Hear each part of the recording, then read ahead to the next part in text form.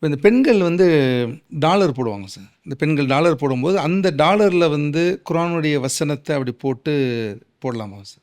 அதான் சில பேர் அப்படி வச்சுருக்காங்க. அதாவது சில இடங்களில் குர்ஆன் வசனத்தையே வச்சு போனாங்க, இல்லாட்டி வெறும் இறைவனுடைய திருநாமம் திருநாம அல்லாங்கிற அந்த திருநாமம் திருநாம வச்சுருப்பாங்க. அல்லது வேறு ஏதாவது ஒரு திருநாமங்களை பதிச்சு வச்சுருப்பாங்க. அதே போல் இந்த ஆயத்துல் குர்சி போன்ற சின்னதாக ஒரு போட்டு வச்சு வசனங்கள் ஒரு பாதுகாப்பு கொண்டு அப்படி வச்சுருக்கிறாங்க. இந்த மாதிரி பதியப்பட்ட அந்த டாலரை தங்க அணிகளான போடலாமாங்கிறது ஒரு கேள்வி. இதில் 2 விஷயத்தை பார்க்கணும். இப்போ ஆயத்துக்கு பின்னால் பார்க்கலாம். அல்லாங்கிற திருநாமம் அதில் அது பதிச்சிருக்கிறாங்க. இப்போது பதிச்சை பற்றி பிரச்சனை கிடையாது, இவங்க போடுற பற்றியும் பிரச்சனை கிடையாது. இவங்க எப்போல்லாம் டாய்லெட்டுக்கு போகிறாங்களோ அந்த நகையை கழட்டி வச்சு தான் போடணும். ஏன் அல்லாங்கிற வார்த்தை அதில் இருக்குதே.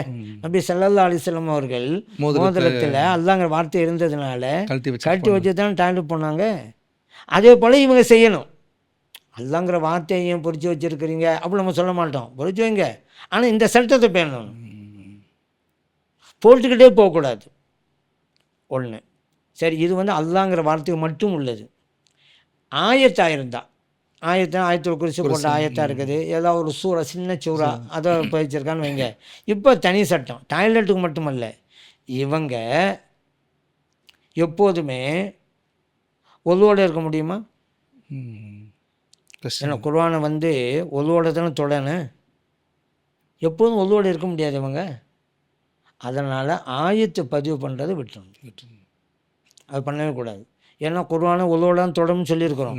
குர்ஆன்னா முழு குர்ஆனுக்கு தான் அந்த சட்டம் நினச்சிடக்கூடாது. ஒரு ஆயத்து இருந்தாலும் அந்த சட்டம் வந்துடும். ஒரு ஆயத்து அதில் இருக்குது. இவங்க எப்போதும் ஒழுவோட இருந்தால் போட்டிருக்கலாம், ஒழு இல்லைன்னா கழட்டி வச்சிடணும், அந்த மாதிரி இருக்கும்.